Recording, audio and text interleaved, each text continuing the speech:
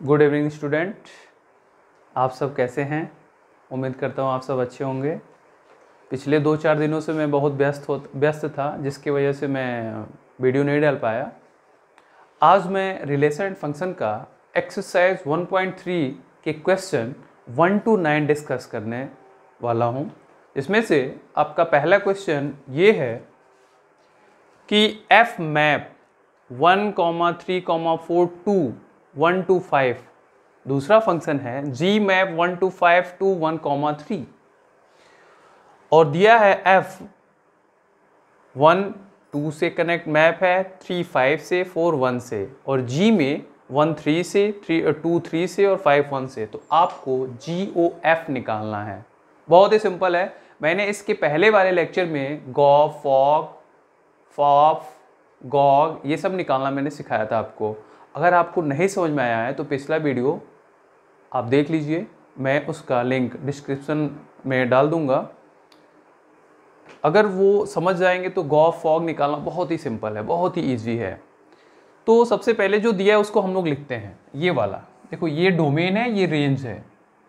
F function क्या दिया है 1 3 4, ये डोमेन हो गया ये वाला, और ये क्या हो गया 1 2 5। अब इसमें देखेंगे 1 किससे कनेक्ट है 2 से। देखो 1 जो है 2 से कनेक्ट है, 3 5 से कनेक्ट है, और 4 किससे कनेक्ट है 1 से कनेक्ट है। ये आपका एफ हो गया। फिर जी वाला देखेंगे, जी वाले में 1 2 एंड 5, और इधर रेंज में क्या है 1 2 3। देखिए यहाँ पे 1 किससे कनेक्ट है 3 से, तो 1 3 से कनेक्ट हो जाएगा। फिर 2 किससे कनेक्ट है 3 से, तो 2 भी 3 से, और 5 किससे कनेक्ट है 1 से, 5 किससे कनेक्ट है 1 से। तो ये आपका जी फंक्शन है, ये आपका एफ फंक्शन है। आपको निकालना है GOF। तो GOF बहुत सिंपल है। GOF निकालने के लिए ये O हटाते हैं और इसको क्या करते हैं ब्रैकेट में FX ऐसे लिख देते हैं। देखिए अब हम लोग x वाली वैल्यू ये है, ठीक है। यहाँ पे x की वैल्यू अगर 1 रखेंगे, जैसे ये तीनों x की वैल्यू, ये तीनों रखने हैं आपको, तो ये x की जगह पे 1 रखेंगे तो क्या आएगा GF क्या 1 आ जाएगा। और 1 किससे कनेक्ट है 2 से, मतलब F1 की वैल्यू कितनी हो जाएगी 2। तो यहाँ पे हम लोग लिख सकते हैं G2, ठीक है। अब G2 मतलब G वाले फंक्शन में 2 किससे कनेक्ट है 3 से, मतलब इसका आंसर कितना आ जाएगा 3 आ जाएगा, ठीक है। तो आपको मिलेगा क्या गॉफ इक्वल टू, जब हम लोगों ने 1 से स्टार्ट किया, 1 से स्टार्ट किया और आंसर कितना लाया 3, तो ये आपका पहला मिल गया गॉफ में, ठीक है। अब इसके बाद फिर से अब 1 रखा था, ये 1 वाला कंप्लीट हो गया। अब क्या रखेंगे 3, तो GOF के लिए अब क्या करेंगे G बड़े कोष्ठ में F, और यहाँ पे क्या हो जाएगा 3। अब देखिए 3 किससे कनेक्ट है 5 से, मतलब F3 की वैल्यू कितनी हो जाएगी 5। तो यहाँ पे लिखेंगे G और यहाँ पे 5। अब G5, G वाले फंक्शन में 5 किससे कनेक्ट है 1 से, तो इसकी वैल्यू कितनी आ जाएगी 1। मतलब हम लोगों ने 3 से स्टार्ट किया और कहाँ कितना आया 1 आया, मतलब दूसरा ऑर्डर पे क्या आ जाएगा 3,1 आ जाएगा, ठीक है।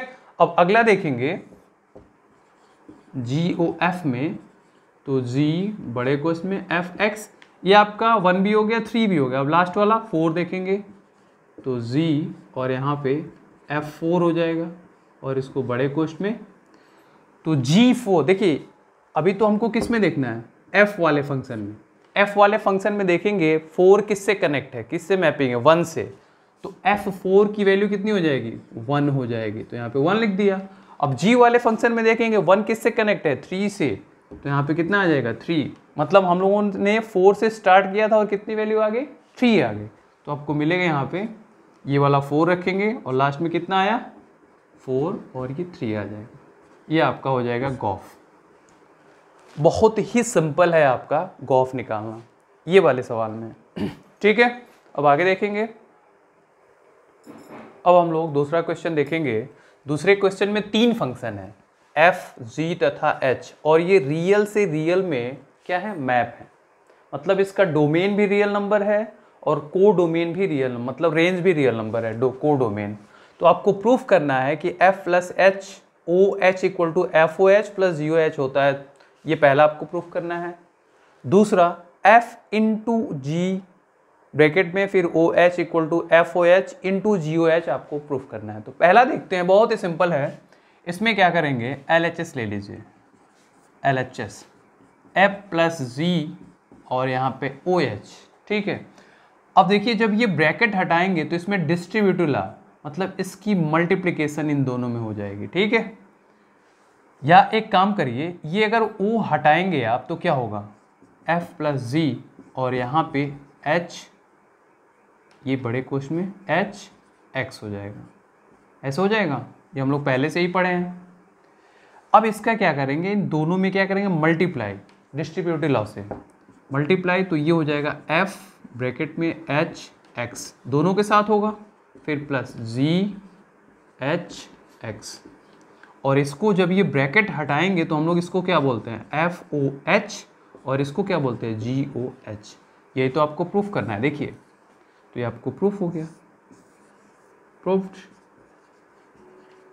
और दूसरे में भी क्या करेंगे, LHS ले लीजिए, LHS ले लेंगे तो F इंटू जी है ना, और ये OH, ये O हटाएंगे तो क्या होगा, F इंटू जी और ये बड़े कोश में HX। अब इसका मल्टीप्लाई इन दोनों के साथ होगा, ठीक है। तो यहाँ पे आएगा F और कोष्ठ में, बड़े कोष्ठ में HX और फिर इंटू, ठीक है, जी, फिर बड़े कोष्ठ में HX और बड़ा कोष्ठ क्लोज। और इसको हम लोग बोलते हैं क्या, FOH, और इंटू इसको क्या बोलते हैं, GOH। यही तो आपको प्रूफ करना था, चेक करिए, प्रूफ हो गया, प्रूफ्ड। बहुत ही आसान था ये दूसरा क्वेश्चन। अब हम लोग अगला क्वेश्चन तीसरा देखेंगे। देखिए तीसरे क्वेश्चन में fx equal to mod of x तथा gx equal to mod of 5x minus 2, और दूसरा ये है कि fx equal to 8x cube तथा gx equal to x to the power 1/3। आपको निकालना है FOG का मान और GOF का मान। बहुत ही सिंपल है। इसमें क्या करेंगे, पहले मान लीजिए FOG निकालना है इस सवाल के लिए। FOG निकालने के लिए ये O हटाइए तो ब्रैकेट में आ जाएगा GX हो जाएगा।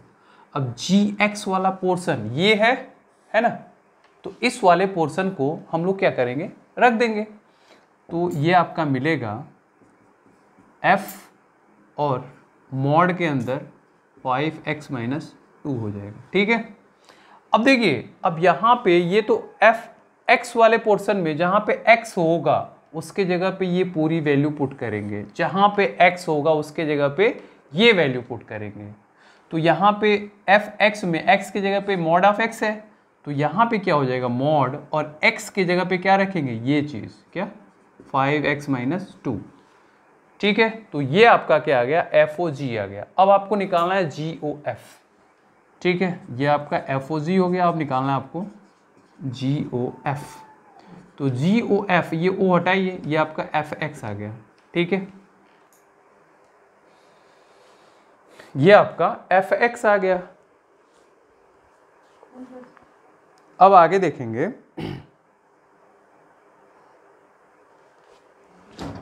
देखिए FX की जगह पे क्या है, मॉड ऑफ x, तो यहाँ पे लिख देंगे G और यहाँ पे मॉड ऑफ x। अब G वाले फंक्शन में जहाँ पे x होगा उसके जगह पे मॉड ऑफ x लिखेंगे। तो G वाला फंक्शन ये है और जहाँ पे x होगा उसके जगह पे मॉड ऑफ x। तो देखिए यहाँ पे 5x है, 5 मॉड के अंदर पहले से है, और यहाँ पे x के जगह पे क्या हो जाएगा, मॉड हो जाएगा, फिर -2 और फिर होल मॉड। ये आपका आ जाएगा GOF आ जाएगा, कोई दिक्कत। फिर दूसरा देखेंगे, दूसरे सवाल में भी आपको क्या करना है, FOG निकालना है। FOG निकालने के लिए O हटाइए, फिर यहाँ पे GX हो जाएगा। अब यहाँ पे GX वाला ये वाला पोर्शन है, तो यहाँ पे F और x टू दी पावर 1/3। अब देखिए FX वाले पोर्शन में जहाँ पे x है उसकी जगह पे ये वाली वैल्यू आपको पुट करनी है। तो यहाँ पे x है, इसकी जगह पे x to the power 1/3 put कर देनी है। 8 और x के जगह पे x टू दी पावर 1/3, और ऑलरेडी 3 है, ये 3 से 3 कैंसिल हो जाएगा, तो आपको मिलेगा 8x आ जाएगा। ये आपका FOG हो जाएगा। अब आपको निकालना है GOF। तो GOF निकालने के लिए वो हटाइए, फिर यहाँ पे FX हो जाएगा। तो FX देखिए GFX की जगह पे ध्यान दीजिए क्या आएगा, 8x³ आ जाएगा। ठीक है, अब यहाँ पे G वाले पोर्शन में जहाँ पे x होगा उसके जगह पे 8x, तो यहाँ पे x है, x पे कितना पावर है 1/3, तो यहाँ पे x के जगह पे आपको क्या रखना है 8x³ और इस पे पावर क्या लगानी है 1/3। अब देखिए हम लोग इसको लिख सकते हैं 2⁻³ इंटू 8 को 2⁻³ और इंटू x⁻3 और इसको आप लोग लिख सकते हैं 1/3। इन दोनों का होल पावर हम लोग लिख सकते हैं 2x पे पावर 3 और इंटू 1/3 ये वाला, और ये 3 से 3 कैंसिल हो जाएगा, आपको मिलेगा 2x। तो ये आपका आंसर हो जाएगा। ठीक है, अब हम लोग चौथा क्वेश्चन देखेंगे। इसमें fx equal to 4x + 3 upon 6x - 4 x not equal to 2/3। तो सिद्ध कीजिए कि सभी x नॉट इक्वल टू 2/3 के लिए fx बराबर x होगा। और दूसरा दिया है f का प्रतिलोम फलन क्या होगा। बहुत ही सिंपल है, इसमें क्या करना है, देखिए हम लोगों को सबसे पहले fx बराबर x सिद्ध करना है। तो इसका LHS हम लोग ले लेंगे, क्या हो जाएगा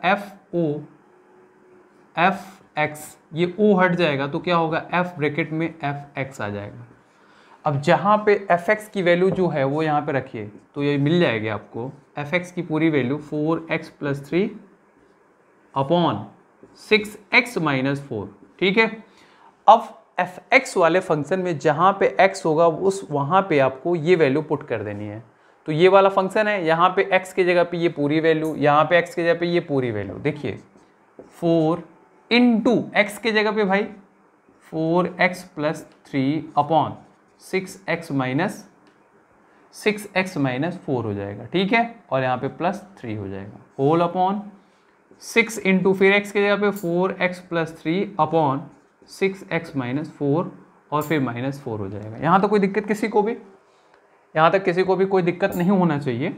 अब क्या करेंगे, इसका इसमें मल्टीप्लाई कर दीजिए और यहाँ पे LCM ले लीजिए। जब मल्टीप्लाई करेंगे तो 4 × 4 16x और +4 × 3 12 और इसका LCM ले लेंगे तो +3 का मल्टीप्लाई 18x और -12 हो जाएगा, 4 × 12 और होल अपॉन 6x - 4। ठीक है, अब होल अपॉन क्या आएगा, यहाँ पे 6 का मल्टीप्लाई तो 6 × 4 24x और +3 में 6 का मल्टीप्लाई तो 18 हो जाएगा और इसका LCM लेके इसमें इसका मल्टीप्लाई तो 6 × 4 24। देखिए ऑलरेडी माइनस है तो यहाँ पे माइनस और प्लस टकराएगा तो माइनस हो जाएगा 24x और माइनस माइनस प्लस तो यहाँ पे 16 और होल अपॉन 6x - 4। ये आपका इससे ये कैंसिल हो जाएगा। ठीक है, अब यहाँ पे देखेंगे कि 12 से 12 कैंसिल। ठीक है, और यहाँ पे 24x से 24x कैंसिल हो जा रहा है।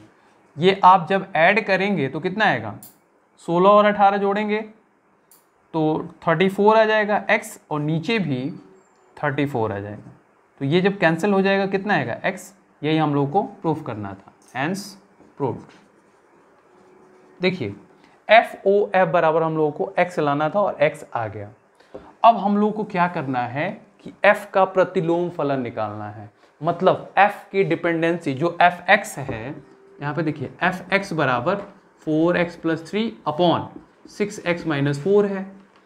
जब हम इसका प्रतिलोम फलन निकालेंगे तो डिपेंडेंसी चेंज कर देंगे।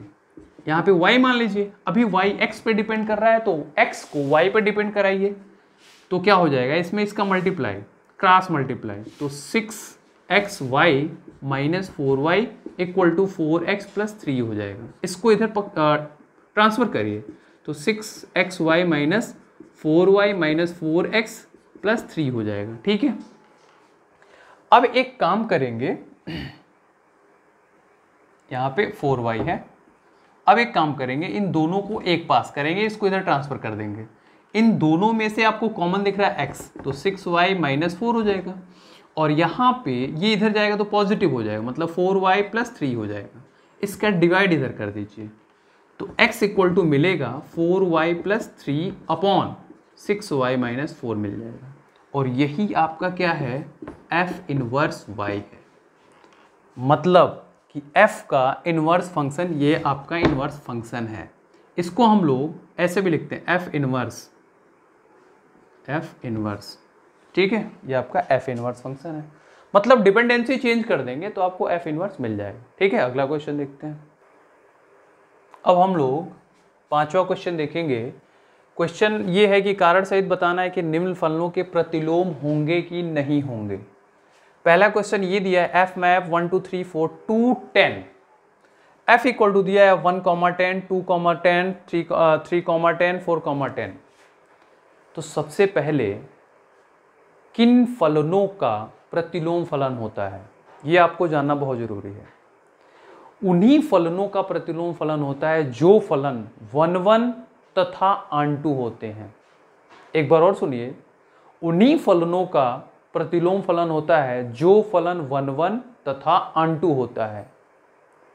ऐसा क्यों होता है? जैसे देखिए, मान लीजिए यहाँ पे 1 2 3 4 और यहाँ पे मैं लिख देता हूँ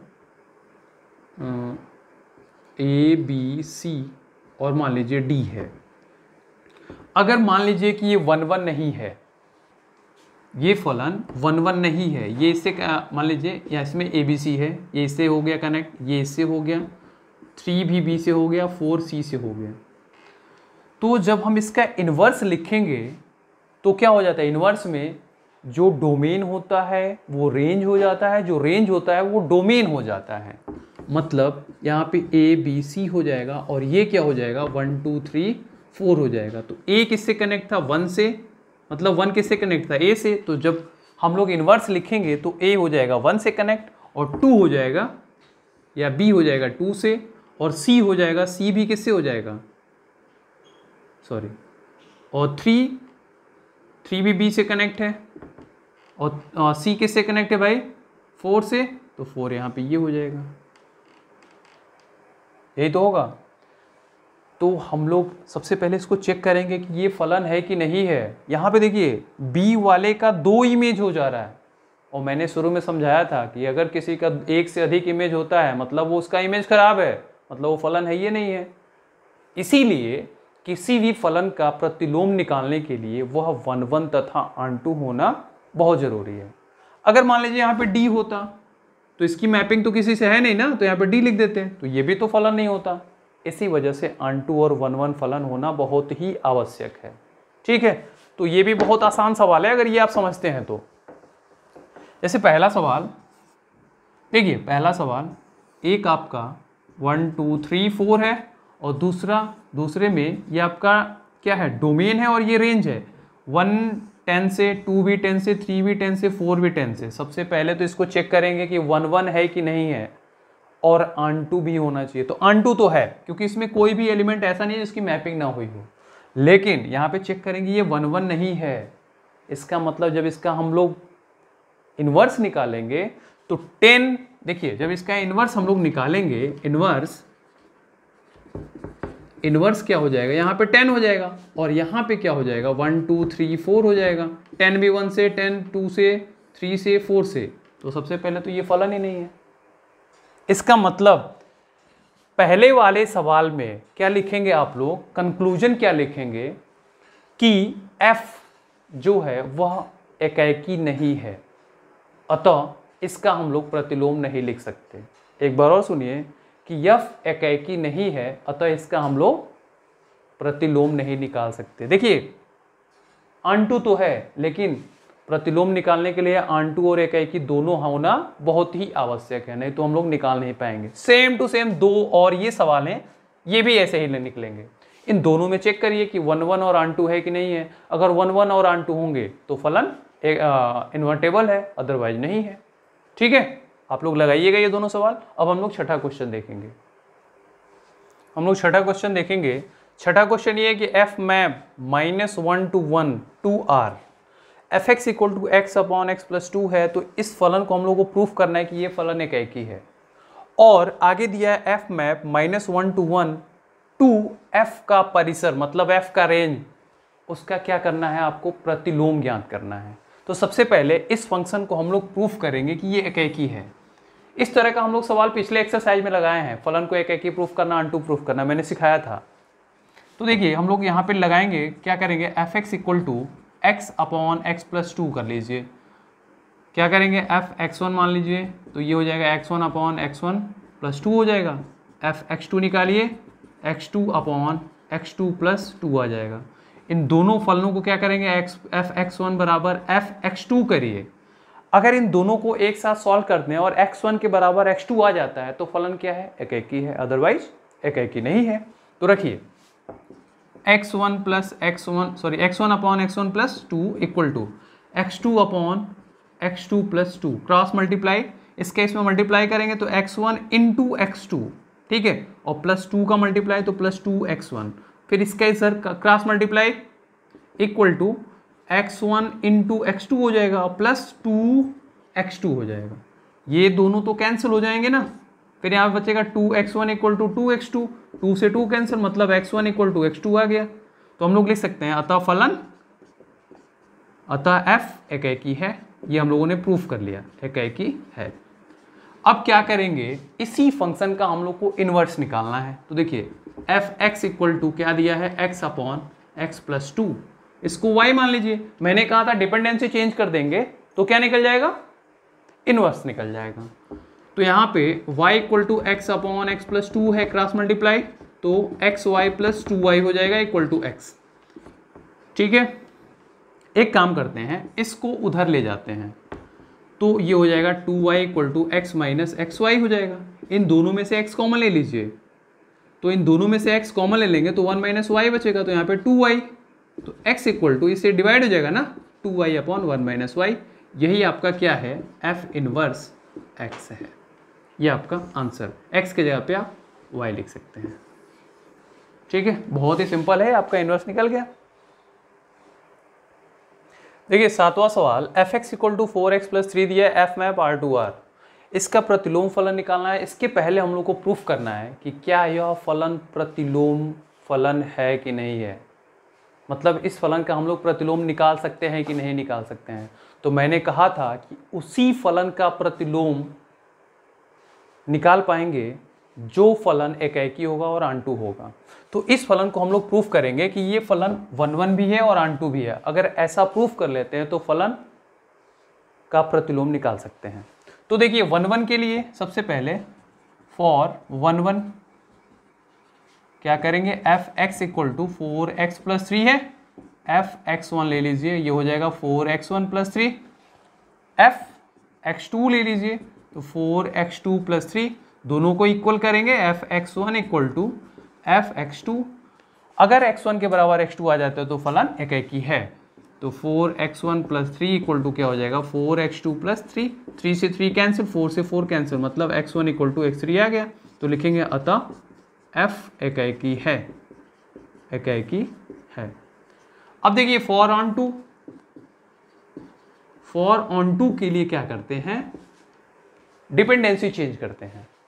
तो डिपेंडेंसी चेंज करेंगे, जैसे f x equal to four x plus three है, इसको y मान लीजिए, तो y बराबर हो जाएगा फोर एक्स प्लस थ्री। अभी y x पे डिपेंड है, तो x को डिपेंड करिए y पे, क्या करेंगे, y थ्री को इधर लाइए, तो y minus three equal to four x, तो लिख सकते हैं x बराबर y minus three upon four. अब इसको देखेंगे, ये जो फलन है y के सभी मान के लिए क्या यह फलन R से बिलोंग कर रहा है, तो y का आप कुछ भी मान रखिए, ये फलन निश्चित रूप से रियल नंबर से बिलोंग करेगा। तो लिखेंगे अतः फलन f ऑन टू है, मतलब आच्छादक है। अब ये कहा है कि प्रतिलोम फलन निकालिए, तो प्रतिलोम फलन में तो मैंने तो यही कहा है ना कि डिपेंडेंसी चेंज करिए, प्रतिलोम फलन आ गया, मतलब यही हम लोगों का क्या हो जाएगा, प्रतिलोम फलन हो जाएगा। क्या, x equal to y minus three upon four निकाले थे, यही आपका f इनवर्स x हो जाएगा, या f इनवर्स y। आप इसको लिखना चाहते हैं f इनवर्स x, तो y की जगह पे क्या करिए, x लिख दीजिए, x minus three upon four, कोई दिक्कत नहीं है, x को रिप्लेस कर दीजिए y से, ये आपका इनवर्स प्रतिलोम फलन आ गया। ठीक है, देखिए क्वेश्चन नंबर 8 में F x equal to X square four और F map R positive to four comma infinite, ये आपका क्लोज ब्रैकेट है और ये इनफिनाइट कोई नंबर होता ही नहीं है, इस वजह से यहाँ पे ओपन ब्रैकेट लगाते हैं। ठीक है, सबसे पहले इसको चेक करना है कि क्या इसका इन्वर्टिबल पॉसिबल है कि नहीं है, मतलब कि इसको चेक करेंगे कि 1 1 है कि नहीं है और ऑन2 है कि नहीं है, तभी तो इसका, अगर ये दोनों होंगे तो फलन क्या होगा, व्युत्क्रमणीय होगा, अदरवाइज नहीं होगा। और आपको प्रूफ करना है कि इसका इनवर्स जो आएगा √y-4 आएगा। ठीक है, तो देखते हैं फॉर 1 1, पहले इसको प्रूफ कर लें कि क्या यह इन्वर्टिबल है कि नहीं है। तो इसको प्रूफ करने के लिए क्या करते हैं, देखिए f(x) = x² + 4 है, क्या करेंगे इसमें f(x1) = x1² + 4, फिर f(x2) = x2² + 4, दोनों को इक्वल करिए। अगर x1 और x2 दोनों बराबर आ जाते हैं तो फलन एक ही है, तो x1² + 4 = x2² + 4, यहाँ 4 से 4 कैंसिल हो गए, इसको इधर ले आएंगे तो x1² - x2² = 0, एक कोष्ठ में x1 - x2 और दूसरे कोष्ठ में x1 + x2 आ जाएगा =0। तो यहाँ पे तो आ जाएगा ना x1 के बराबर x2, और यहाँ पे क्या आएगा भाई, x1 के बराबर -x2 आ जाएगा। तो क्या इसको आप चेक करेंगे डोमेन और रेंज में, तो डोमेन और रेंज जो देखेंगे ये आर पॉजिटिव, ये भी पॉजिटिव है, मतलब ये तो फंक्शन, मतलब जो डोमेन और रेंज है उससे बिलोंग ही नहीं कर रहा है, और पॉजिटिव, या लिख सकते हैं या क्लोज ब्रैकेट 4 इनफिनाइट, इससे बिलोंग नहीं कर रहा है, मतलब ये होगा ही नहीं। ठीक है, ये इसमें होगा ही नहीं इस फलन में। तो यहाँ पे हम लोगों ने प्रूफ कर लिया क्या, x1 के बराबर x2, तो लिखेंगे अतः फलन एकेकी है, एकेकी है। अब क्या करेंगे फॉर ऑन2, के लिए क्या करते हैं, डिपेंडेंसी चेंज करते हैं। f(x) = x² + 4 है, इसको y मान लीजिए, तो y बराबर हो गया x² + 4, 4 को इधर ले आइए तो y - 4 = x², x स्क्वायर जब हटाएंगे तो ये रूट के अंदर आ जाएगा, मतलब x √y - 4। अब इसको देखेंगे कि ये जो डोमेन था, डोमेन और रेंज, मतलब इससे ये बिलोंग करता है कि नहीं करता है, तो निश्चित रूप से इससे बिलोंग करेगा। देख लीजिए 4 इनफिनाइट से, मतलब y का जो मान है 4 से बड़ा ही लेंगे, 4 से छोटा नहीं लेंगे। y का जो मान है 4 से बड़ा ही लेना है, इधर दिया भी है सवाल में। अगर 4 से छोटा लेंगे तो क्या हो जाएगा, नेगेटिव नंबर्स आ जाएंगे, मतलब काल्पनिक संख्या, और काल्पनिक संख्या तो रियल नंबर में होती ही नहीं है, मतलब इसमें होगी ही नहीं। लेकिन जो इसमें दिया है उससे ये बिलोंग कर रहा है, तो लिख सकते हैं अतः फलन, और अतः फलन f ऑन2 है, ऑन2 है। अब हम लोगों को f इनवर्स निकालना है, तो मैंने कहा था कि फलन का इनवर्स तो यही होता है क्योंकि इसकी डिपेंडेंसी चेंज हो गई होती है। तो यहाँ पे लिख सकते हैं प्रतिलोम f इनवर्स y = क्या हो जाएगा, √y - 4, ये आपका हो जाएगा आंसर, हैंस प्रूव्ड। ठीक है, कोई दिक्कत। अच्छा, वीडियो काफ़ी लंबा हो चुका है, मैंने यहाँ पे 9 तो लिखा था लेकिन 8 ही बता रहा हूँ। आगे वाले वीडियो में जो नेक्स्ट वीडियो होगा उसमें मैं सारे क्वेश्चन अपलोड कर दूंगा। और हाँ, अभी तक आपने मेरा चैनल सब्सक्राइब नहीं किया है तो प्लीज़ सब्सक्राइब करिए और ज़्यादा से ज़्यादा लोगों को शेयर करिए, मेरे वीडियो को लाइक करिए। Thank you so much.